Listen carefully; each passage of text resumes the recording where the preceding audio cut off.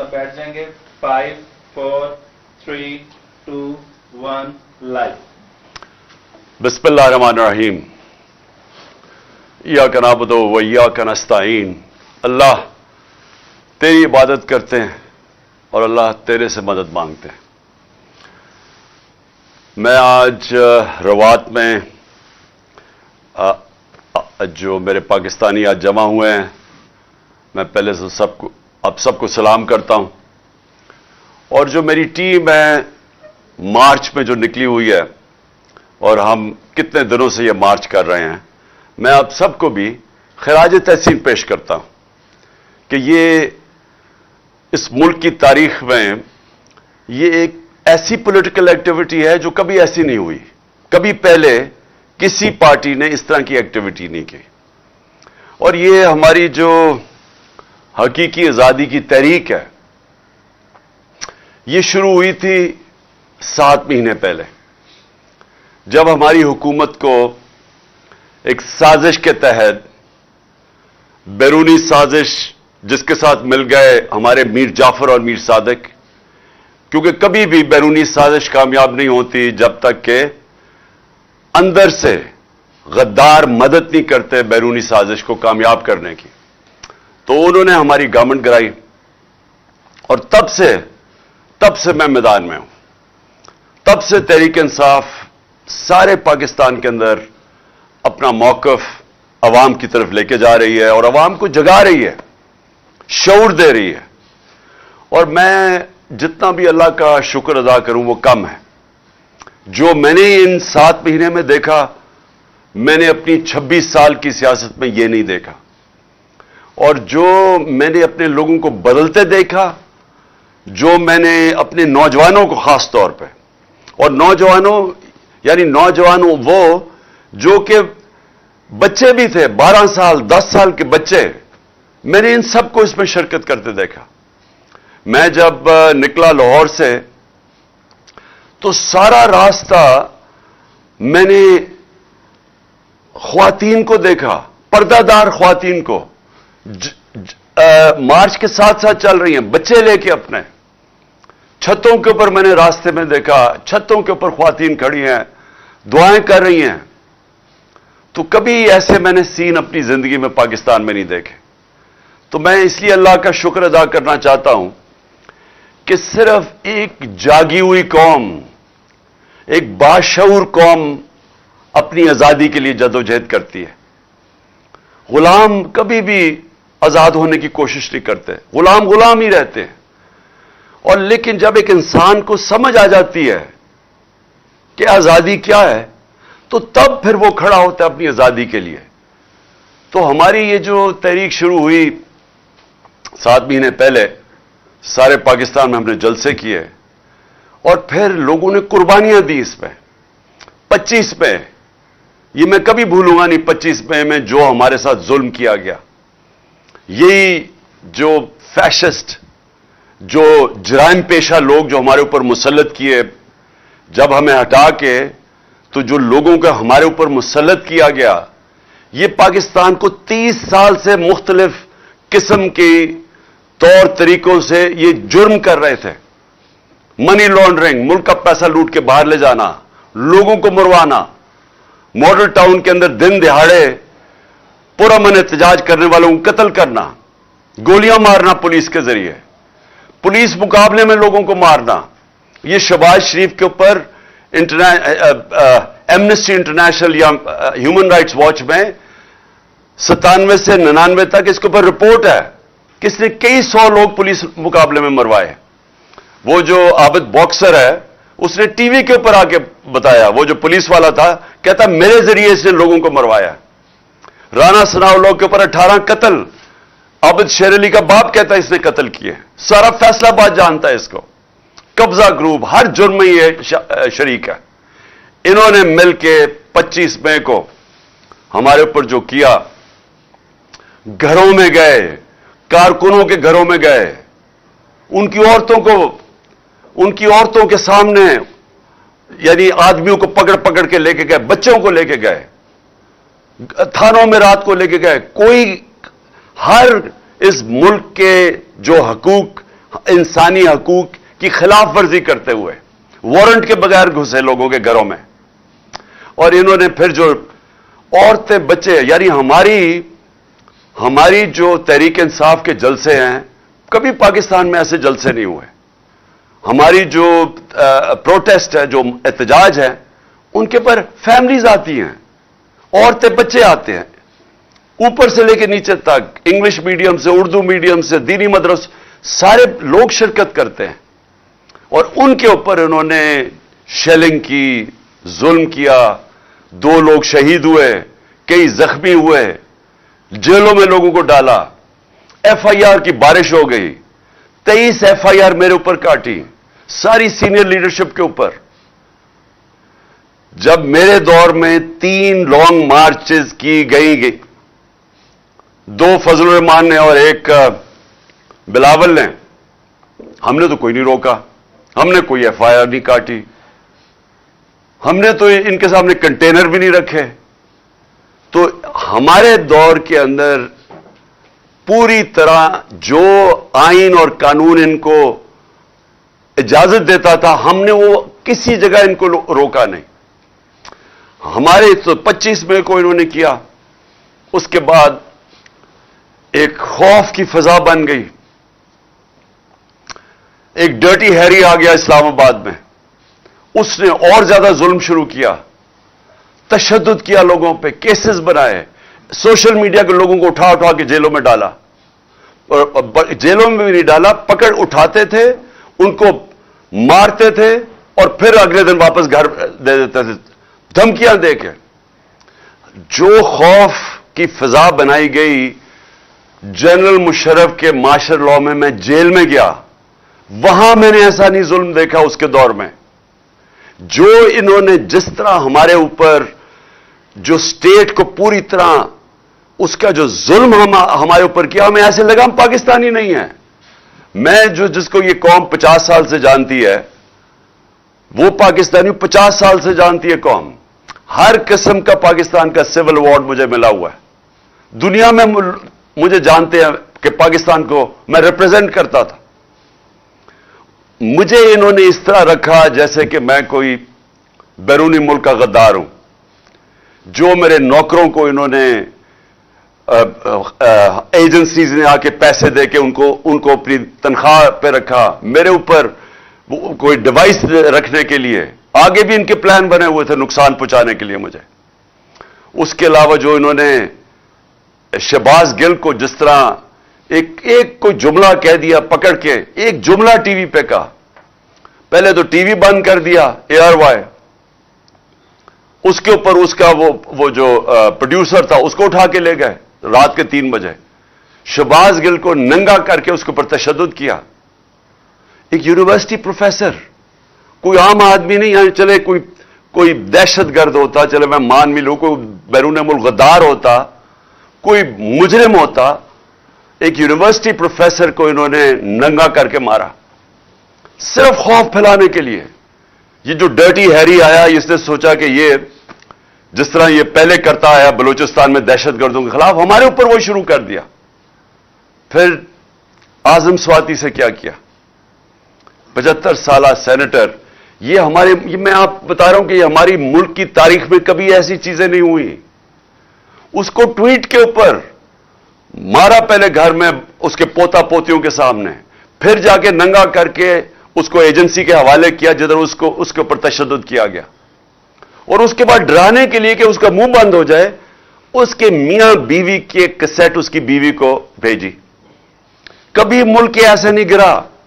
اور صرف بتانے کے لیے، کوشش کرنے کے لیے، ہمیں بتانے کے لیے کہ جو تمہارے سے بولے گا ہم تمہارے یہ مثال بنائیں گے. اور پیغام بھیجے گئے.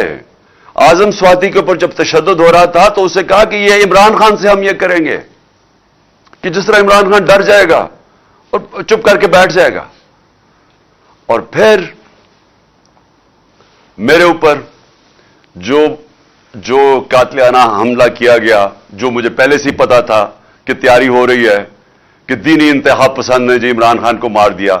پہلے کس ایجنسی نے وہ ویڈیو بنائی، اس لیے جب بھی انویسٹیگیشن ہوگی پتہ چلے گا کہ कौन सी एजेंसी ने ये वीडियो बनाई, किसके कहने पे बनाई, कौन सा वो ऑफिसर था, उसके कहने पे पहले वो बनाई गई, उसके बाद वो एक इनका पालतू कोई वकार सेठी या कुछ है, उसने वो इनसे लिंक है। और मुझे पता था, क्योंकि जब मैं वजीर आजम था मुझे पता था एजेंसीज के साथ कौन लिंक्ड है। उसने फिर जाके उसको उठाया, फिर ये दोनों मरियम दोनों ने उसको प्रेस कॉन्फ्रेंस की, फिर पीटीवी पे 4 दिन प्रोग्राम हुआ उसके ऊपर, सिर्फ बताने के लिए कि इमरान खान ने दीन की तौहीन की है। और तैयारी ये कर रहे थे कि अब इसकी आड़ में एक दीनी इंतहा पसंद इसे मार देगा। मैंने ये 24 सितंबर को भी पब्लिक को बताया और फिर 6 अक्टूबर 7 अक्टूबर को जलसों में बताया कि ये इनका प्लान बन रहा है। इस इंतहा पे कि कोई इस मुल्क के अंदर, जो मैं छोड़ें कि मैं इमरान खान हूं, कोई भी दुनिया का मुल्क हो, उसके अगर एक मुल्क में जो सबसे बड़ी जमात है, जो एक फेडरल पार्टी है, क्योंकि पॉलिटिकल पार्टीज मुल्क को इकट्ठा रखती हैं, मुल्क की फौज नहीं इकट्ठा रख सकती, नहीं तो इस पाकिस्तान ने लहदा नहीं होना था। पॉलिटिकल पार्टीज मुल्क को इकट्ठा रखती हैं, और जो पार्टी सारे मुल्क में वाहिद पॉलिटिकल फेडरल पार्टी है, उसको खत्म करने की कोशिश की गई, हर कोशिश की गई उसे खत्म करने की। और ये कौन कर रहा था, क्या इसका मकसद था, इसके ऊपर मैं एंड में आऊंगा। लेकिन ये सारी चीजें हमने बर्दाश्त की, उसके बावजूद हमने ये मार्च की। और हमने मार्च इसलिए की, पॉलिटिक्स के लिए नहीं की, ये सियासत के लिए नहीं हो रहा। मुझे 6 महीने में हर जगह पे, कई जगह के ऊपर मुझे लेटर आता था कि आप अगर इस जलसे में जाएंगे तो आपकी जान खतरे में है। कई जगह चीफ सेक्रेटरी लेटर भेजता था कि जी आपकी जान, मुल्तान का जलसा ना करें, आपकी जान खतरे में।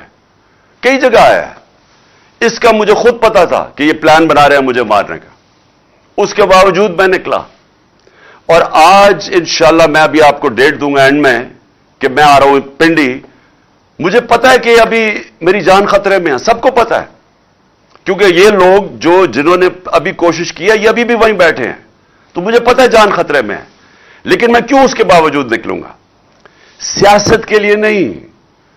मुझे सियासत क्या दे सकती है जिसको अल्लाह सब कुछ दे चुका है? मैं एक हकीकी आजादी की जंग लड़ रहा हूं। मैं समझता हूं कि मौत गुलामी से ज्यादा बेहतर है।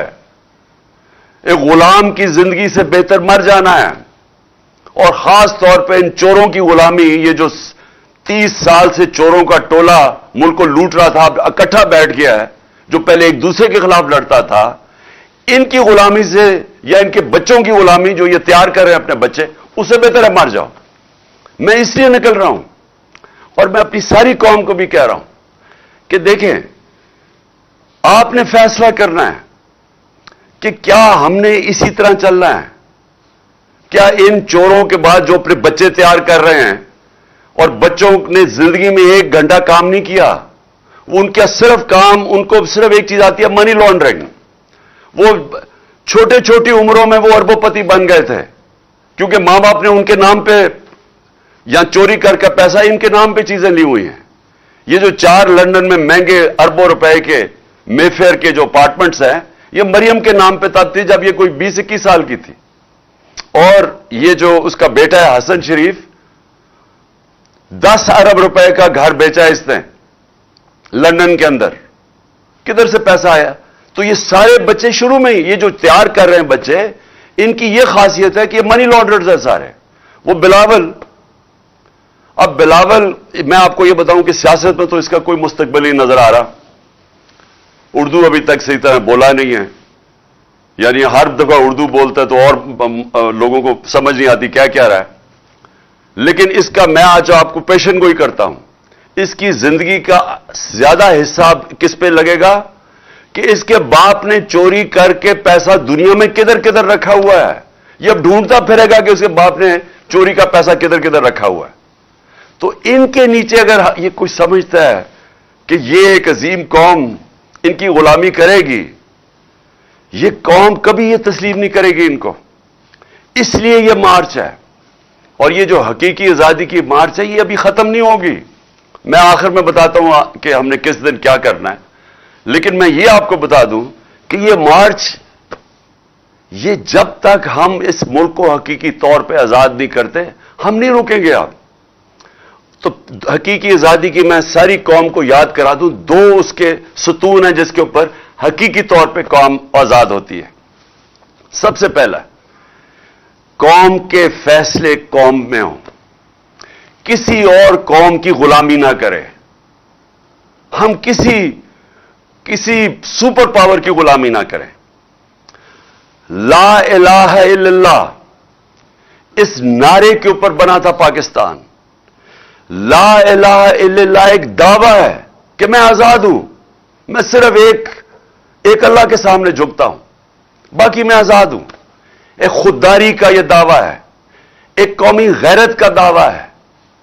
یہ نہیں ہوتا کہ وہاں جا کے دنیا کے باہر چکر مارو اور ہاتھ پھیلا کے کہو کہ میں مانگنے تو نہیں آیا، میں مجبور ہوں. اس لیے تو یہ نہیں ملک بنا تھا. اس لیے تو قائد اعظم جب ان کو پتا بھی تھا کہ انہوں نے زندہ نہیں رہنا زیادہ دیر، پتہ نہیں چلنے دیا اپنی بیماری کا کہ کہیں پاکستان کوئی رکاوٹ نہ آ جائے پاکستان نہ بننے میں. یہ وہ قربانی تھی. ہم بڑے ہو رہے تھے زمان پاک میں، تو وہاں اتنے لاکھوں لوگ ہندوستان سے جو آئے تھے، شاید ہی کوئی تھا جن کے گھر میں قتل عام نہ ہوئی ہو. تو یہ تو قربانیوں کے نام پہ بنا تھا. اس لیے نہیں بنا تھا کہ ہم انگریز سے آزاد ہو کے تو اب ہم کسی اور سپر پاور کی غلامی کریں. لہذا ایک ہم ملک چاہتے ہیں جو سوورن ہو، قوم کے فیصلے قوم میں ہو. اور مجھے افسوس سے مثال دینی پڑتی ہے ہندوستان کی، ساتھ ہی ہمارے وہ آزاد ہوا تھا. صرف اس ملک کے فیصلے دیکھ لو، فورن پالیسی دیکھ لو، آزاد فورن پالیسی. ملک کھڑا ہو گیا ہندوستان کہ نہیں جی ہم روس سے تیل لیں گے، ہم تمہارے ساتھ الائنس ہے امریکہ کے ساتھ کوڈ کے اندر، لیکن ہم فیصلے کریں گے تیل روس سے اس لیے لیں گے کہ ہمارے لوگوں کو سستے تیل کی ضرورت ہے. ہم اپنے لوگوں کے اوپر مہنگائی کا بوجھ نہیں ڈال سکتے. کھڑے ہو گئے، امریکہ ناراض ہوا، لیکن آخر امریکہ کو ماننا پڑا. ہم نے بھی وہی کیا تھا. لیکن یہ جو غلام اوپر بٹھائے گئے ہیں، جو سازش کے تحت آئے ہیں، 7 مہینے ہو گئے، ان کو شرم نہیں آئی کہ ملک مہنگائی میں یعنی لوگ ڈوب گئے ہیں، لیکن انہوں نے روس سے تیل نہیں لیا کیونکہ جو ان کا جو آقا ہے وہ ناراض نہ ہو جائے. ہم چاہتے ہیں کہ پاکستان اگر کبھی بھی ہم کوئی بھی جو فیصلے کریں اس کی نمبر 1 چیز ہونی چاہیے کہ کیا میری قوم کا اس میں فائدہ ہے یا نہیں ہے. ہماری قوم کا فائدہ نہیں تھا جب ہم نے امریکہ کی جنگ میں شرکت کی اور 80,000 اپنے لوگ مروا لیے.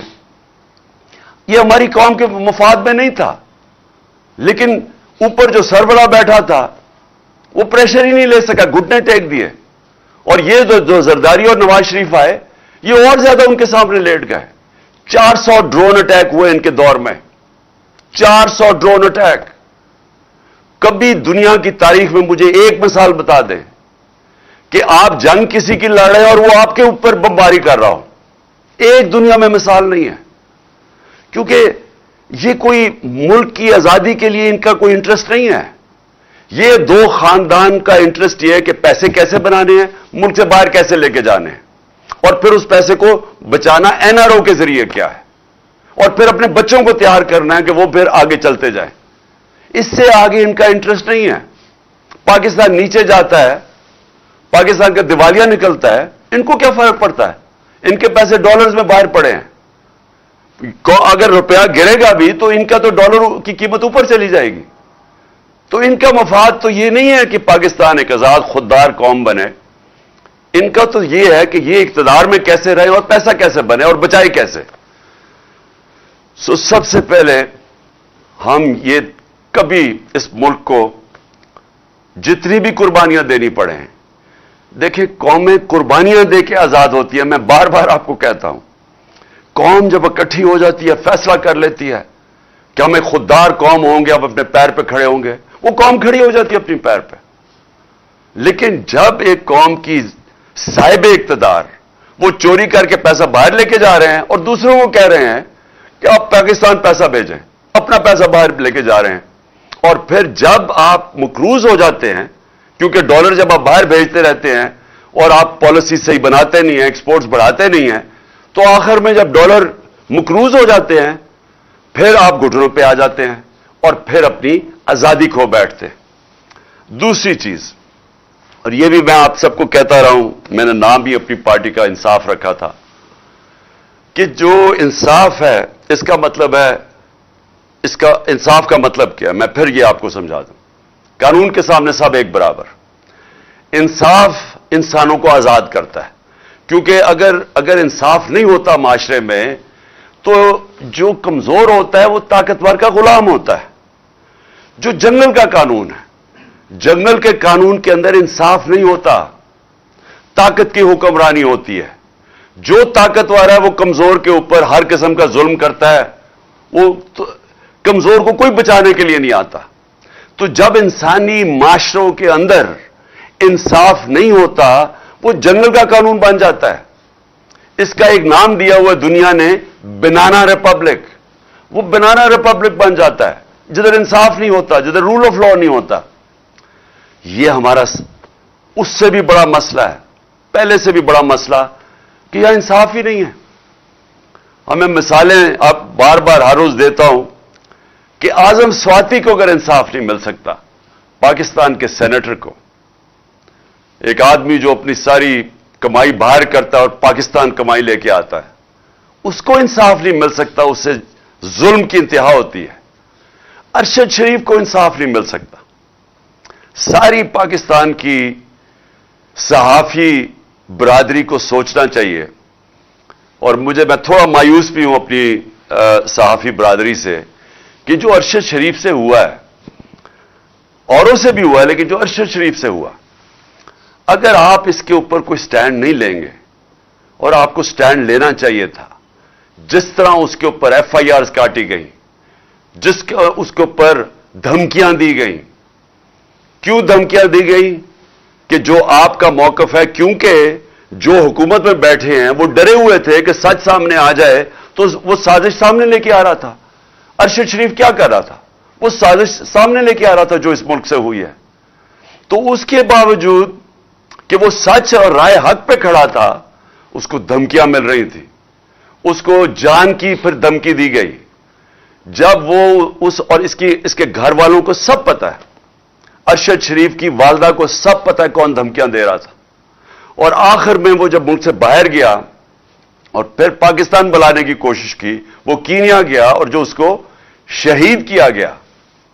یہ اگر ارشد شریف نمبر 1 پاکستان کا انویسٹیگیٹو جرنلسٹ، اگر اس کو مار سکتے ہیں اور کوئی پھر پوچھنے والا نہیں ہے، کوئی انویسٹیگیشن ہی نظر آ رہی کہ ہوگی صحیح معنی میں، کسی کو اعتماد نہیں ہے، کیونکہ سب کو پتا ہے کہ طاقتور دوسری طرف ہے، اور سب کو پتا ہے اس ملک میں کہ جب طاقتور کے سامنے ایک کمزور کھڑا ہوتا ہے انصاف نہیں ملتا۔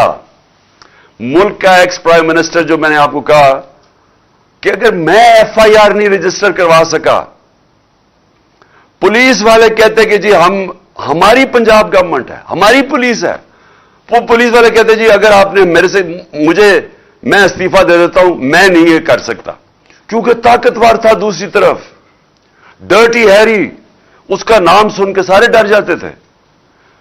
یہ بھی تیار ہو گئے کہ ہاں جی پرائم منسٹر کے خلاف بھی کر دیں گے، اور جو وہ ہے دوسرا انٹیریئر منسٹر اس کے خلاف بھی، لیکن یہ کوئی خاص ہے کہ اس کو ہم نہیں کچھ کر سکتے، یہ کوئی ایسی طاقت والی چیز ہے، یہ قانون کے اوپر ہے، اس کو لائسنس ٹو کل ہے، یہ جو بھی کرے گا ہم اس ملک کا قانون اس کو نہیں پکڑ سکتے۔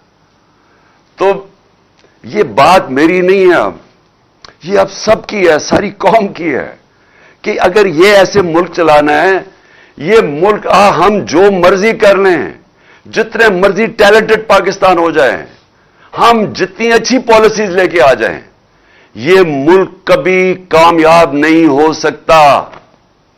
حضرت علی رضی اللہ تعالیٰ کا قول ہے، اور میں یہ بار بار اب سے نہیں 26 سال سے یہ بتا رہا ہوں کہ کفر کا نظام چل جائے گا، لیکن ظلم اور ناانصافی کا نظام نہیں چل سکتا۔ اور اگر آپ نے دیکھنا نہیں چلتے ہوئے تو ساری ڈیولپنگ ورلڈ غریب ملک دیکھ لیں، جن کو ڈیولپنگ ورلڈ کہتے ہیں، وہ سارے غریب ملک ہیں. ایک ایک غریب ملک آپ جا کے دیکھ لیں، سب یہی حال ہے. ادھر بھی ایسے لوگ بیٹھے ہوئے ہیں، شریف اور زرداری خاندان چوری کرتے ہیں، پیسہ باہر بیچتے ہیں، ان کا انصاف کا نظام نہیں ان کو پکڑ سکتا. ادھر بھی ڈرٹی ہیری جیسے لوگ بیٹھے ہوئے ہیں جو کہ اتنے تکڑے ہیں، سب ڈرتے ہیں ان سے. ان کو وہ جو مرضی کریں کر سکتے ہیں، قانون کے اوپر ہے وہ.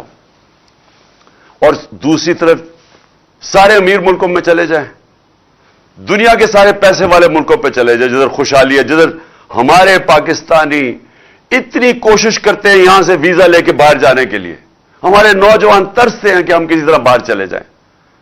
کیوں کرتے ہیں؟ کیونکہ وہاں خوشحالی ہے. تو خوشحالی کی بنیاد کس پہ رکھی گئی ہے؟ انصاف کے اوپر. وہاں سب سے بڑی چیز انصاف ہے. میں جب برطانیہ میں گیا تو وہاں آپ کو کوئی قبضہ گروپ نہیں نظر آتا. کسی کی زمینوں پہ قبضے کسی کی ضرورت نہیں ہے کرنے کی، کیونکہ عدالتیں انصاف کرتی ہیں.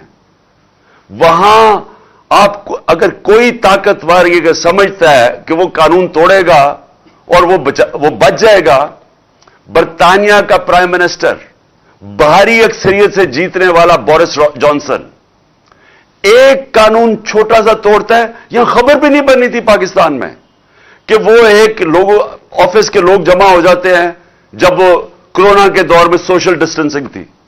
اس چیز کے اوپر وہ ریزائن کر دیتا ہے کیونکہ اس نے قانون توڑا ہے جو لوگوں کے لیے بنایا ہوا تھا. وہاں انصاف کا نظام ایسا ہے کہ ہر جو کمزور سے کمزور آدمی بھی ہے اسے پتہ ہے کہ مجھے تحفظ ملے گا، کیونکہ جو ان کی عدالتیں ہیں، جو ان کا انصاف کا نظام ہے، وہ ان کے حقوق کی حفاظت کرتا ہے. میں نے آپ کو اپنی مثالوں کو دی، میں آپ کو ایک اور مثال دیتا ہوں. میرے اوپر یہ جیو نے یہ جو گھڑی کی ساری کہانی اور پیچھے اس کے سارے نون لیگ اور ڈرٹی ہیری بھی تھا، انہوں نے کہانی بنائی میرے اوپر کہ جی میں نے وہ گھڑی کا جو کیا. اب اگر مجھے پاکستان کی، میں نے کیس تو یہاں بھی کروں گا، لیکن پاکستان کی عدالتوں میں مجھے افسوس سے کہنا پڑتا ہے کہ مجھے یہاں انصاف نہیں ملے گا. اس لیے میں امریکہ جا رہا ہوں، اس کے اوپر کیس کر رہا ہوں. میں برطانیہ اس کے اوپر کیس کر رہا ہوں، یہ جیو اور شکیل الرحمان اس کا یہ جو گروپ ہے، اور میں دبئی میں کیس کر رہا ہوں. اور میں آج آپ کو کہتا ہوں کہ میں کیوں وہاں کر رہا ہوں، کیونکہ مجھے پتا ہے مجھے انصاف ملے گا وہاں. مجھے پتا ہے کہ اس نے جو میرے اوپر میری عزت کی توہین کی ہے، مجھے پتا ہے کہ وہاں ان کی عدالتوں میں، کیونکہ میرا کیس لڑا ہوا ہوں وہاں. بہت بڑا کیس ہوا تھا میرا اور ایئن بوتھم کا برطانیہ کی عدالت میں. وہ مین ہیڈ لائنز کیس تھا، 3 ہفتے وہ کیس چلا تھا. مجھے پتا ہے وہاں عدالتیں کیسے چلتی، اور وہ بھی یہی تھا، ہرجانہ کا کیس تھا. تو مجھے تو پتا ہے وہ کیسے چلتا ہے. اور مجھے پتا ہے کہ جو اب انہوں نے جو کیا ہے، اس کے اوپر جو ہرجانہ ہوگا، اس کے اوپر جو ڈیمیجز ہوں گے، میں اس لیے چاہتا ہوں کہ پاکستانی قوم دیکھے گی کیا ہوگا. اور میں اس لیے چاہتا ہوں کہ ہمیں بھی یہاں دیکھنا چاہیے، ہماری عدالتوں کو بھی، کہ ہم کیوں یہ نہیں کر سکتے، کیوں نہیں لوگوں کی عزت کی حفاظت کر سکتے. کیوں ایک ملک کے ایکس پرائم منسٹر کے اوپر اس طرح گند اچھالا جائے، کسی کے اوپر بھی، کسی انسان پہ بھی. لیکن یہاں تو کوئی بھی پوچھنے والا نہیں ہے. اور یہ ہے، اس کو میں کہتا ہوں کیوں وہ خوشحال ہے ملک. کیونکہ آپ اور تو چھوڑے نا دنیا میں سرمایہ کار جو آپ کے جو پاکستان کی بزنس آج مغرب میں ہیں، جو یورپ میں ہیں، جو امریکہ میں ہیں، جو دبئی میں ہیں، آپ ان سے پوچھیں نا پاکستان آگے کیوں نہیں سرمایہ کاری کرتے. ہمارا 1 کروڑ ہے پاکستانی باہر بیٹھا ہوا. اگر 5 لاکھ پاکستانی باہر بیٹھے ہوئے فیصلہ کر لیں کہ ہم نے پاکستان میں آ کے سرمایہ کاری کرنی ہے، آپ یہ یقین سے میں آپ کو کہتا ہوں کہ یہاں اتنا ڈالر آ سکتا ہے پاکستان میں کہ ہمیں کسی کے سامنے ہاتھ پھیلانے کی ضرورت نہیں ہے.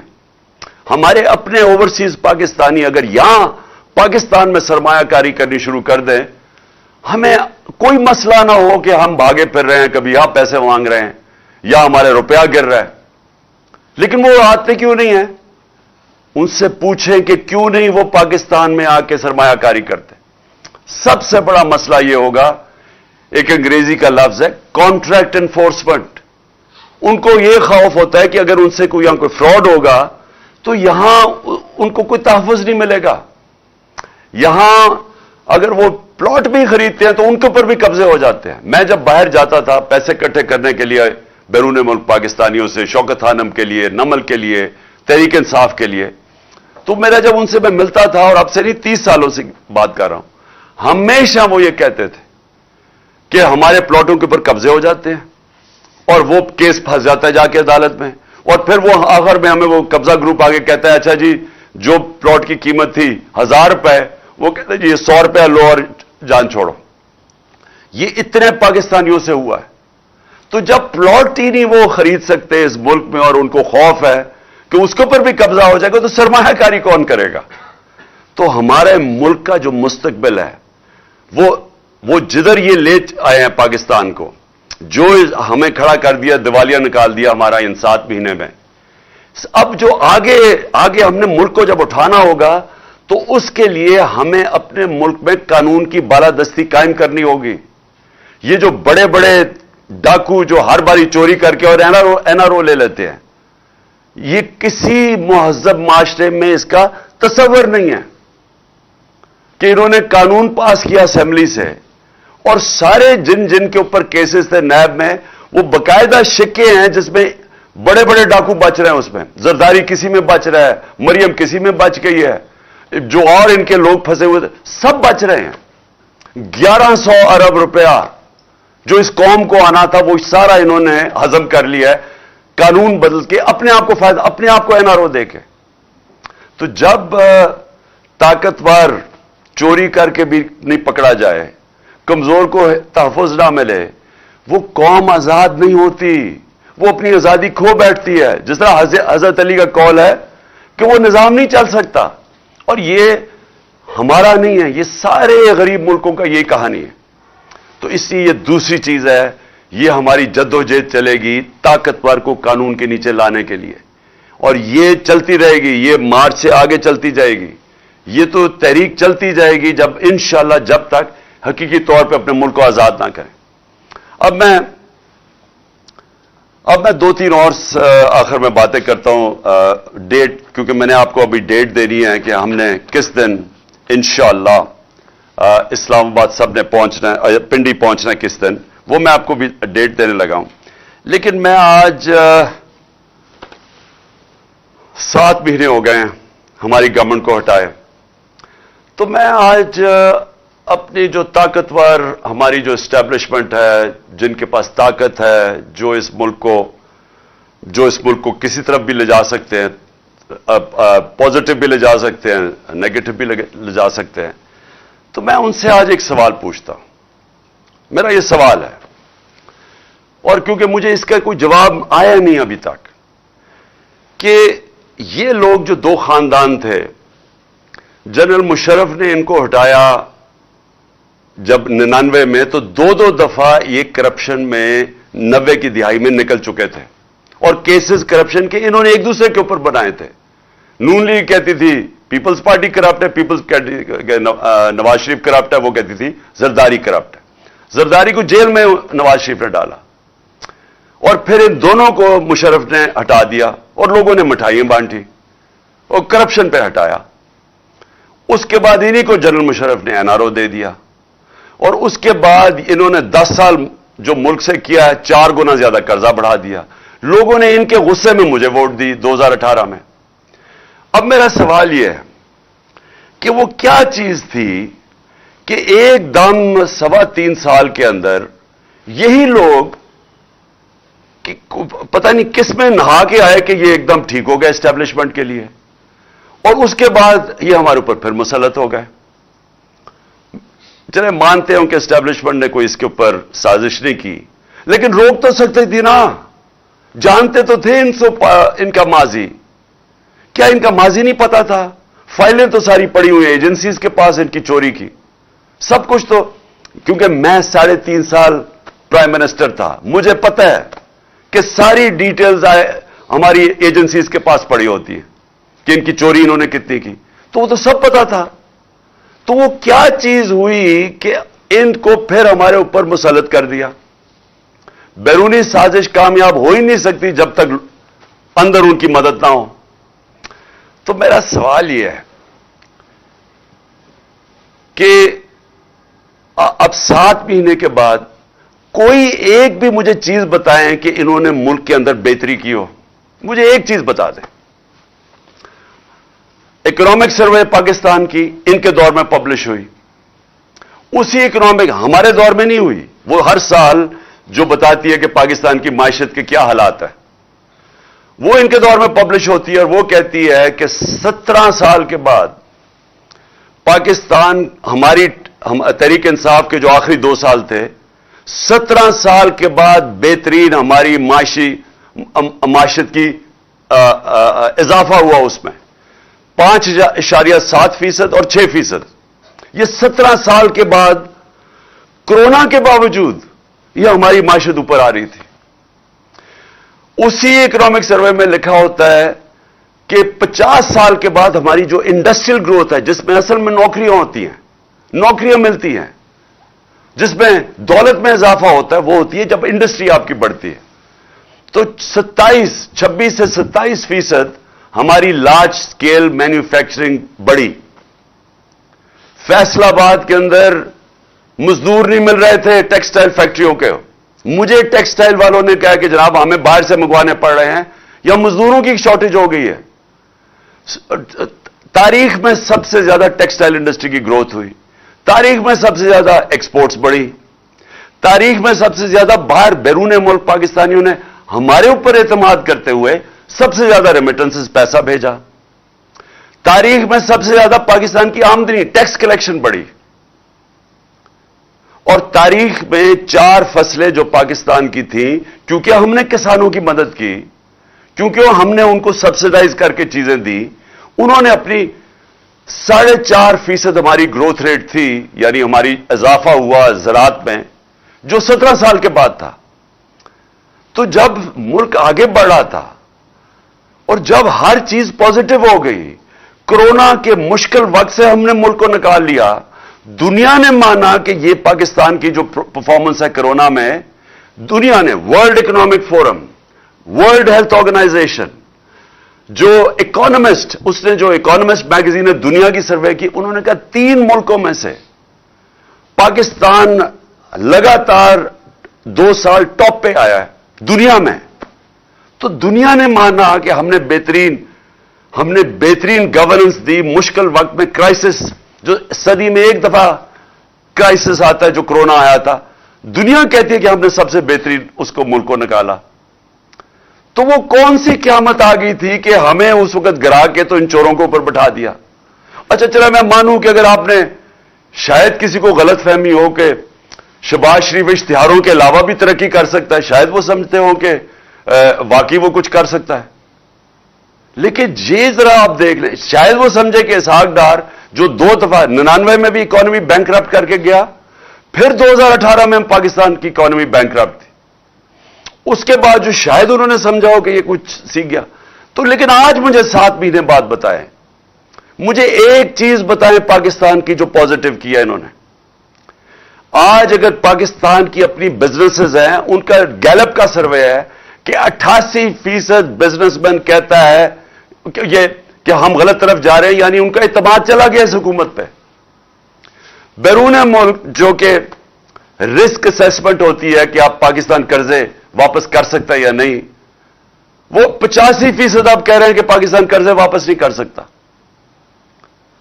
تو نہ باہر کے لوگوں کو اس پہ اعتماد رہ گیا, نہ اندر کسی کو اعتماد ہے ان پہ, اپنی بزنس کو بھی نہیں ہے.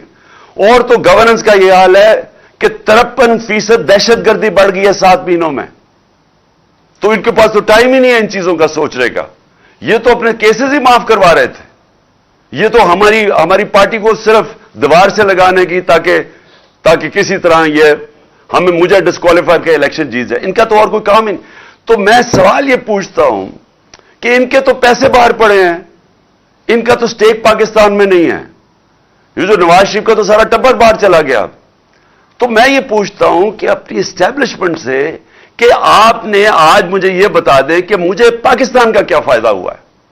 7 مہینے میں یہ رجیم چینج سے اس ملک کو فائدہ کیا ہوا ہے؟ مجھے ایک چیز میں پوچھنا چاہتا ہوں، کیا کسانوں سے پوچھیں؟ جائے کسانوں سے پوچھیں کہ کیا حالات ہیں ان کے آج، انڈسٹری سے پوچھیں، آج نوجوانوں سے پوچھیں، آئی ٹی سیکٹر سے پوچھیں، جو 75% ایکسپورٹس ہمارے دوران بڑھی تھی آئی ٹی کی، جو فیوچر ہے ملک کا۔ مجھے کسی سیکٹر سے بتائیں کہ کسی کو فائدہ ہوا ہے ان کے آنے سے؟ آج وہ لوگ جو ہمارے پر تنقید کرتے تھے وہ آج دعائیں کر رہے ہیں کہ آپ کسی طرح واپس آئیں۔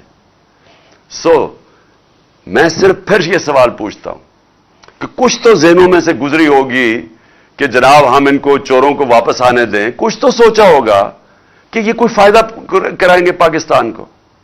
اور میں حیرت یہ ہے کہ 30 سال سے ان کا ٹریک ریکارڈ ہمارے سامنے ہے، اور ہماری اپنی اسٹیبلشمنٹ نے بار بار ان کو کرپٹ کہا ہے۔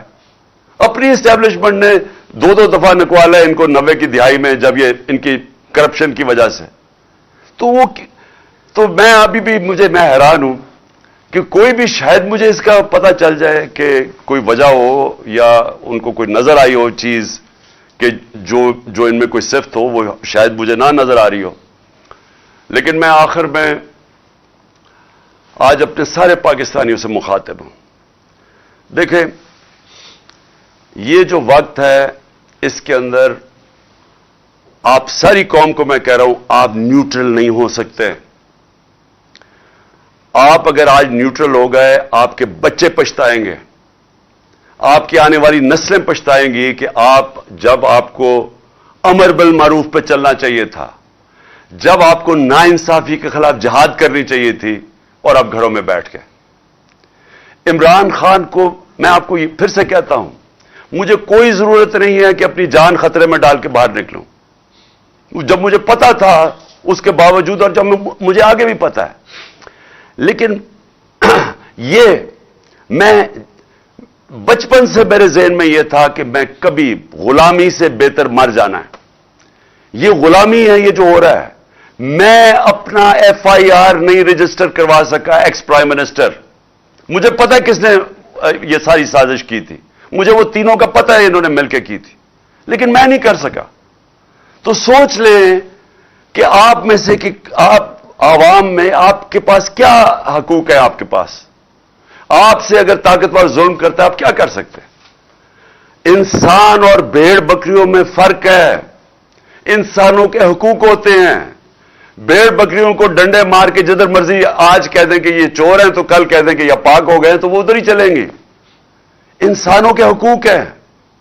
انسان جب تک اپنے حقوق اور آزادی، جب تک اس کے لیے رائے حق کے لیے نہیں کھڑا ہوتا، انسانی معاشرہ جانوری معاشرہ بن جاتا ہے۔ جانوروں کا معاشرے میں جنگل کا قانون آ جاتا ہے، جو اس وقت مجھے افسوس سے کہنا پڑتا ہے پاکستان میں ہے۔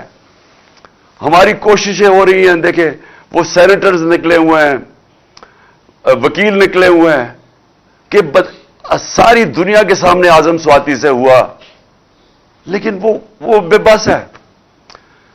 اس کی والدہ ارشد شریف شہید کی، وہ انہوں نے کمیشن بنا دیا، والدہ کہتی مجھے اعتماد ہی نہیں ہے۔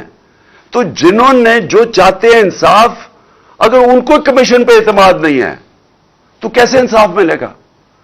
اور میرے اوپر جو FIR ہوئی، جو FIR پولیس نے دی ہے، وہ FIR کیا؟ وہ مذاق ہے؟ وہ ایک آدمی کے اوپر انہوں نے FIR کاٹ دی ہے، تو ہمیں تو سب کو پتا ہے کہ دوسری طرف سے سامنے سے گولیاں آئی ہیں، دو مارنے والے تھے، تو انہوں نے تو وہی کیس بنا دیے کہ جناب یہ چاہتے ہیں۔ اسکرپٹ کیا تھی کہ جی دینی انتہا پسند نہیں، اکیلا تھا۔ اچھا، وہ بھی اتنا بیوقوف ہے، جنہوں نے اس کو پڑھایا اس طوطے کو، وہ بھی اتنے بیوقوف تھے، وہ پہلی چیز کہتا ہے کہ جی میں اکیلا تھا۔ کہ لوگوں، یعنی اگر کسی کو شک بھی تھا نا کہ سازش ہوئی تو اس نے پوری کر دی کہ ہاں جی میں اکیلا تھا، کہیں وہ شک نہ پڑ جائے کہ جو دوسرا جو سامنے والا تھا اور اصل وہ نہ کہیں اس کی تلاش نہ شروع ہو جائے۔ تو اگر ہمیں انصاف نہیں مل سکتا، میں پھر سے کہتا ہوں میری قوم، آپ کو یہاں انصاف نہیں ملنے لگا، یہ ملک آگے نہیں بڑھنے لگا۔ اور یہ جو میں اب آپ کو ڈیٹ دینے لگا ہوں، میں اپنی ساری پہلے تو پارٹی کو بھی ساروں کو کہوں کہ ابھی سے تیاری شروع کر دیں۔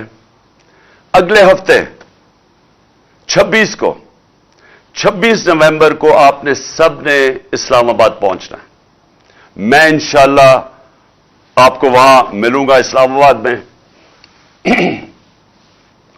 तो मैं ये चाहता हूं क्या हूं, मैं सिर्फ अपनी पार्टी को नहीं अब कह रहा, मैं सारे पाकिस्तानियों को कह रहा हूं कि देखें, जो अगर आपका ख्याल है कि तब्दीली आ जाएगी और आप घर बैठे रहेंगे और एकदम तब्दीली आ जाएगी, ऐसे नहीं होता।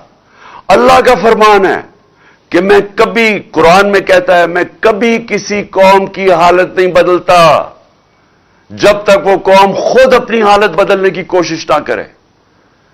अगर हम समझते हैं कि हम भेड़ बकरियों की तरह रहें और एकदम हम आजाद हो जाएंगे, हम नहीं होंगे, वो वैसे ही रहेंगे। तो ये वक्त है, मैं सारी कौम को दावत दे रहा हूं कि आपने आना है पिंडी, आपने पिंडी आना है 26 तारीख को, हफ्ते को 1 और 2 के बीच में आपने पूरी कोशिश करनी है पहुंचने की। मैं खुद वहां आपसे इंशाअल्लाह खिताब करूंगा और अगला लाएअमल दूंगा। ये तहरीक रुकने नहीं लगी, मैं आपको अगला लाएअमल दूंगा। और मैं अपने सारे जो ताकतवर हल्के हैं, मैं आपको सिर्फ एक चीज कहना चाहता हूं, जिससे मर्जी आज पूछ लें, आपके पास ताकत है, आपकी जिम्मेदारी है, जिससे पूछ लें, बिजनेसमैन से पूछ लें, प्रोफेशनल से पूछ लें, इकोनॉमिस्ट से पूछ लें, किसी से भी पूछ लें। अगर कोई आपको कहे कि सिवाय एक हल के साफ और शफाफ इलेक्शन, इसके अलावा कोई दूसरा हल नहीं है अब इस दलदल से निकलने का जिधर इन्होंने 7 महीने में हमें लेके जा रहे हैं, इसके अलावा कोई रास्ता नहीं है। इनके पास कोई प्लान ही नहीं है। कोई पूछे तो सही कि आपका रोड मैप क्या है? मुल्क जो तेजी से नीचे जा रहा है, जो बाहर की दुनिया अब सारा इत्मीनान खो बैठी है, कौन सा रोड मैप है आपके पास? इनके पास कोई रोड मैप नहीं है। 7 महीने में जो रोड मैप नजर आया वो सिर्फ अपनी चोरी बचाने का है। सो लिहाजा सारी कौम उधर आएगी और हम डिमांड करेंगे एक चीज, साफ और शफाफ इलेक्शन, और हमारी तहरीक चलती रहेगी हकीकी आजादी की उसके बाद भी, जब तक हम इस कौम को एक सही माने में एक वो कौम ना बना दें जिसमें हर इंसान के हकूक हों, जिधर थाना कचहरी पटवारी की सियासत ना हो, क्योंकि वो हकूक उनको आजाद कर दें लोगों को। क्यों नहीं बरतानिया के अंदर थाना कचहरी होती? क्यों कचहरियों में जुल्म वहां नहीं होता? क्यों पटवारी को रिश्वत नहीं देनी पड़ती वहां? क्योंकि वहां हकूक है इंसानों के, वो आजाद लोग हैं, वो इंसाफ है। उसके लिए मैं चाहता हूं सारी कौम मिलके हमारे साथ जद्दोजहद करे, और इंशाअल्लाह मैं सबको अगले हफ्ते पिंडी में आपसे मेरी मुलाकात होगी। पाकिस्तान जिंदाबाद।